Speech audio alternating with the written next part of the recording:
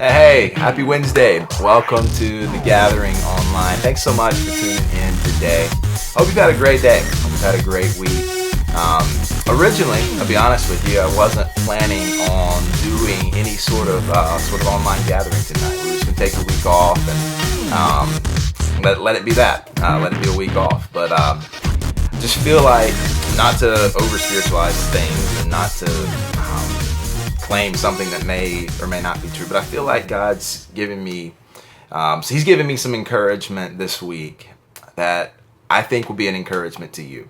And so if this is for you tonight, I hope that what we're going to talk about gets deep in your heart and impacts you in a very real and tangible way, because I know it has for me. So that's why we're online tonight. We've got a team in North Carolina at Mission Haywood right now, and they're having a phenomenal week. Thank you for praying for them, for being an encouragement to them, and hope your week's been great as well. But I want to talk tonight about what to do when you're really tired. What to do when you're really tired. And to help us get this conversation rolling, I want us to consider for a moment the nature of naps. The nature of naps. So if I took a poll tonight of people who are tuned in watching this online, whenever you're watching this, wherever you're watching from, I'm willing to bet that, if you're over like the age of like 15, for you, the idea of a nap is incredible. It's like you hear nap and you're like, that is a gift of God, right? A nap is the best thing in the world. If you're an adult, if you've got kids at home, it's like nap time. Like it's the angels sing from heaven at the idea of a nap. Like some of us, we just need a nap.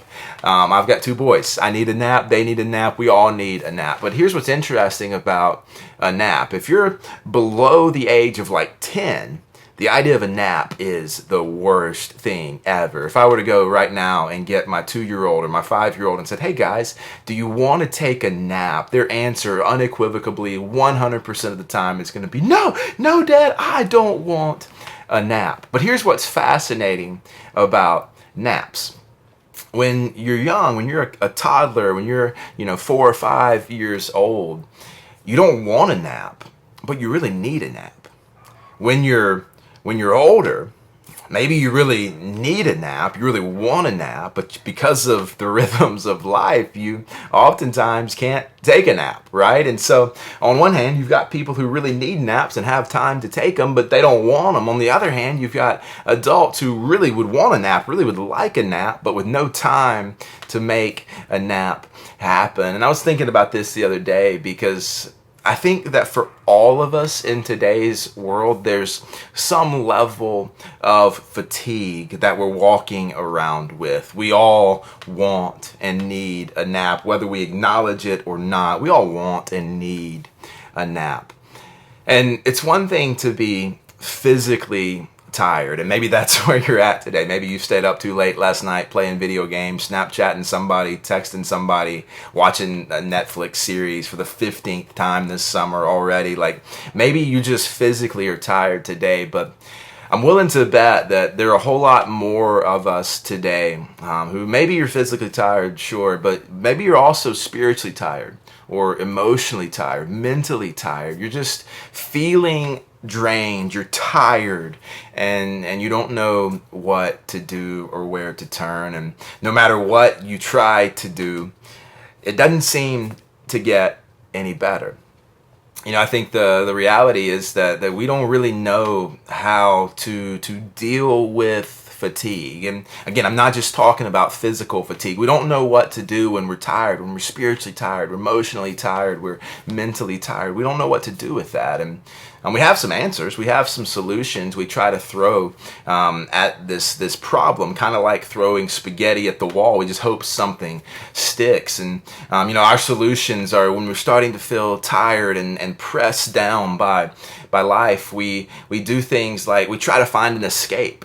We turn to another Netflix series or to a video game binge, or we turn to social media and we scroll and we scroll and we scroll, trying to find some level measure of relief from the issue. Maybe we literally do try to take a nap, and sometimes that helps with the physical side of things, but then we wake up and all the issues that are wearing on us and weighing on us, they're still present. They're still right there. And so it doesn't really get the ball down the field in terms of actually addressing the solution. And so we just go through this sequence of, I'm so tired, I'm worn out, I'm going throughout my day, and I just feel pressure, I just feel weight because I'm tired. Emotionally, spiritually, mentally, I'm just tired. And tired comes with friends, does it not? And when we get to that place of fatigue, of mental, spiritual, emotional fatigue, we often find ourselves anxious. We find ourselves a little bit on the aggressive, angry side of things. We're a little more short-tempered, a little more, our fuse is a little bit shorter maybe than it normally would be. We're anxious, we're short-tempered, we're stressed out, we're worried about things beyond our control, and we just end up in this place where it seems like there's no solution to the fatigue. No solution to the fatigue. Fortunately for us, I'm so grateful that Jesus addresses this issue, because it's complicated in our world that we're living in today by the fact that so much of what we see happening around us is counter to the teachings and life of Jesus, counter to who we're trying to be as Jesus followers, counter to what we believe that the call of the gospel on our lives leads us to. And I think Jesus experienced some of this same fatigue. Jesus was the Son of God, God in flesh, but he was also human.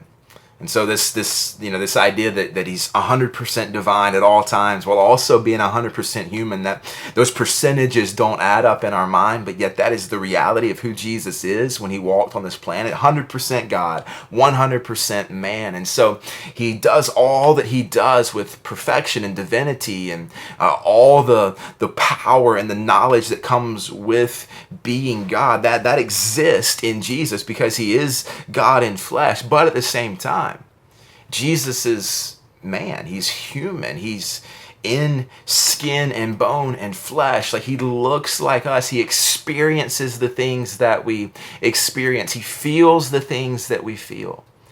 And there's a moment in Matthew chapter 11 where Jesus is ministering, and he's been into some cities where his ministry, quite honestly, hasn't had the level of effectiveness that maybe in his flesh he was hoping that it would.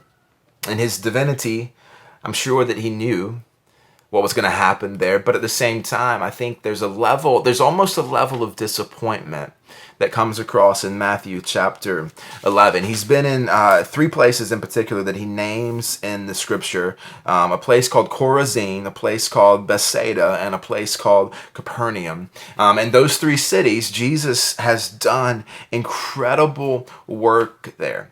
He's in the Message paraphrase, it says that he has done some of his best work, his hardest work in those cities. But yet, at the same time, there hasn't been an outbreak of revival. In other words, the harvest hasn't matched the level of investment Jesus puts into these cities. And so it's like if you've ever spent a day and you've worked really hard, but at the end of the day, you look around at what you've accomplished and been like, well, did I waste my time? I don't feel like I got anywhere today.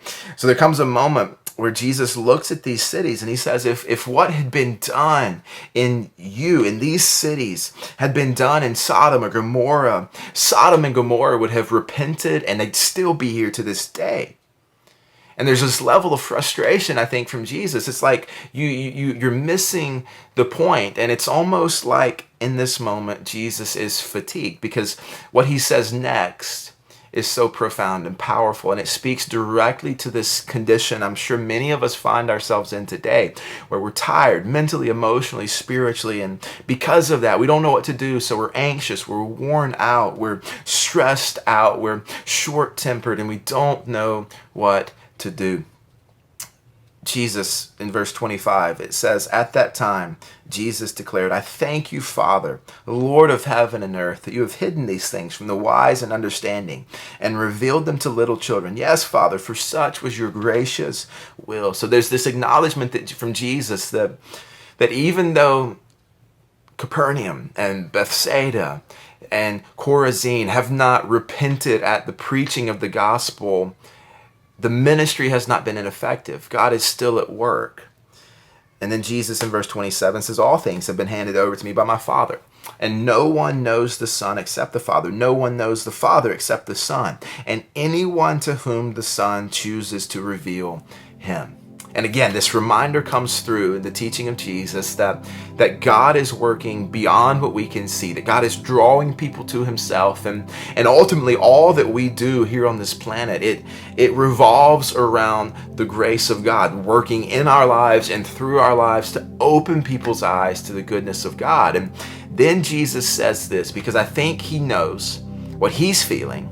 And I think he knows that for centuries down the road, as long as the church exists on the earth, anybody who tries to carry the message of Jesus is going to, from time to time, experience seasons and moments of mental, spiritual, and emotional fatigue. This is what Jesus says. "Come to me, all who labor and are heavy laden, and I will give you rest. Take my yoke upon you and learn from me, for I am gentle and lowly in heart, and you'll find rest for your souls. For my yoke is easy and my burden is light." What powerful words from Jesus. Come to me if you're tired.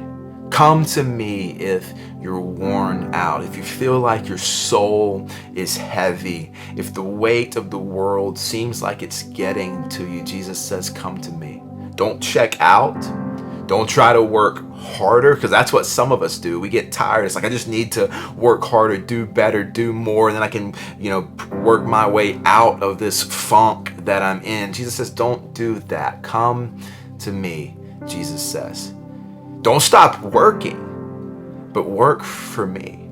Work on my behalf. Work with me. Jesus says, my yoke is easy, my burden is light. It's not that we're not designed to work. We are. We're designed to work. We're designed to be on mission for Jesus. But I think the tendency that we have is we have a tendency to try to do it in our own strength. We have a tendency to try to make the yoke for ourselves rather than simply embracing the life that Jesus is calling us to live. I love how Eugene Peterson says this in the Message paraphrase. He says these words from Jesus starting in verse 28. Are you tired? Are you worn out? Are you burned out on religion?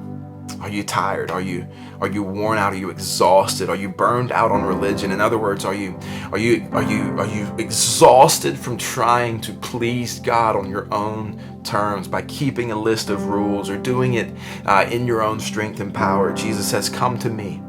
Get away with me and you'll recover your life. I'll show you how to take a real rest.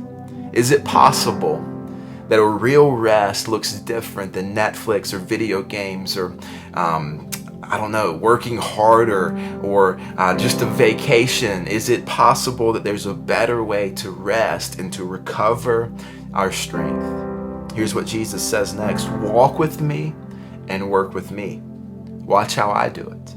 Learn the unforced rhythms of grace. I won't lay anything heavy or ill-fitting on you. Keep company with me and you'll live freely and lightly. That's what I want. I want to walk with Jesus. I want to work with Jesus. I want to live in a rhythm of grace where I understand that every good and perfect gift comes from God. And if God uses me, that's because of his grace. It's because of his strength in me. It's not me. It's not my power. It's not because I'm incredible or amazing. It's that God is good and he loves me and he's called me. As a husband, I need the rhythms of grace in my life. As a dad, I need the rhythms of grace. As a pastor, I need the rhythms of grace. Working with students, I need the rhythms of grace. I need to walk with Jesus and to work with Jesus, to see how Jesus would do every aspect of my life. Because if I try to do it in my own strength, I'm going to wear myself out. I'm going to be exhausted, overwhelmed, frustrated, anxious. Then I'm going to be short-tempered with the people I love the most. I'm going to be angry. I'm going to be pessimistic instead of optimistic. I'm going to struggle. And you will too. Because you're human.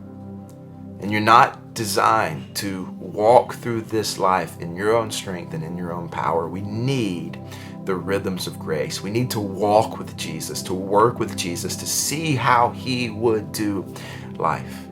Do you remember the old bracelets that everybody used to wear? WWJD. Simple question, right? But so powerful and profound. And a question I think we need to run through our mind.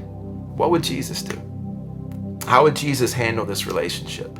How would Jesus handle this struggle? How would Jesus handle this day? How would Jesus handle this job? How would Jesus handle this family? How would Jesus handle my finances? What would Jesus do? And the promise of Matthew chapter 11 is that as we walk with Jesus, as we work with Jesus, as we learn the unforced rhythms of grace, we'll learn to live freely and lightly.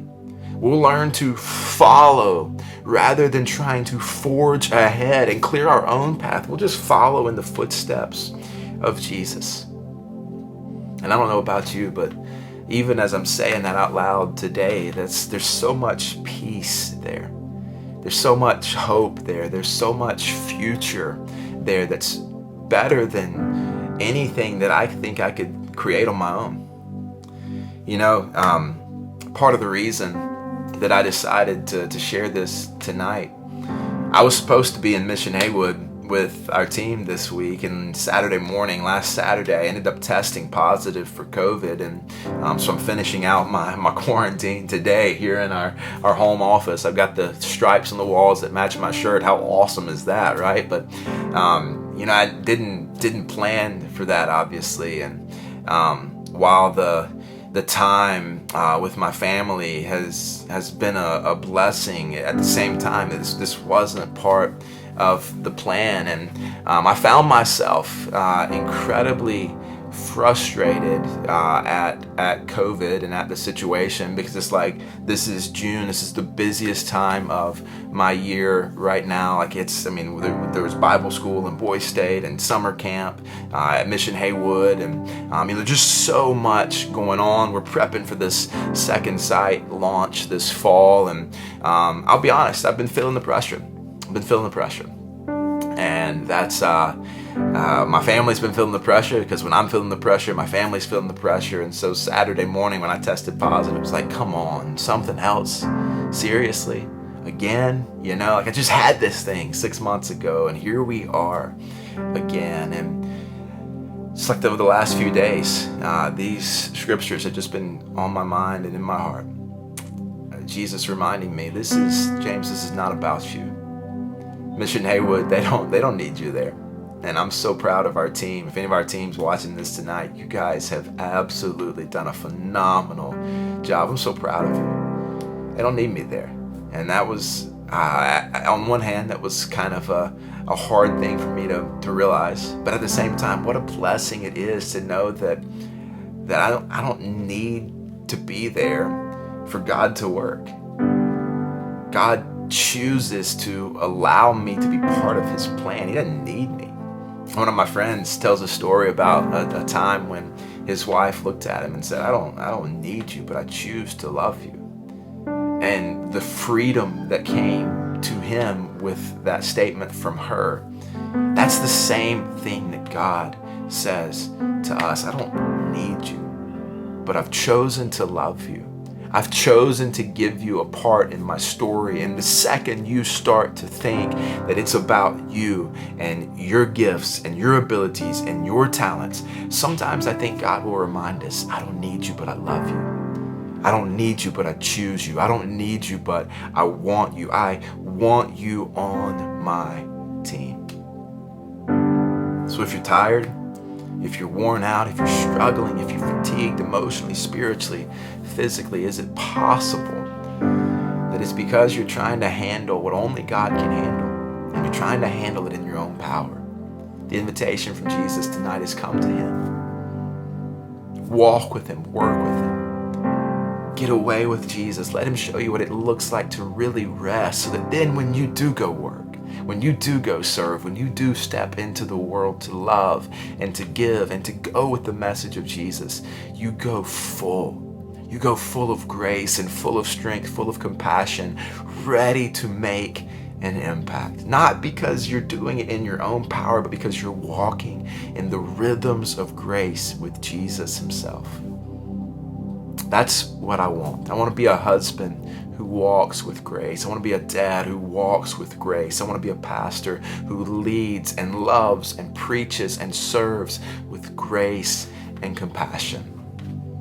I want to walk with Jesus so that Jesus can change me, and as He changes me, I can be an impactor. I can be an influencer, not in my own strength, because that will wear me out, but in the name and the power of Jesus. So let's walk with Jesus, and let's see what Jesus does this summer, this fall, into the future, as we learn to walk in the strength of His grace. I love you guys. I'll see you soon. Have a great night.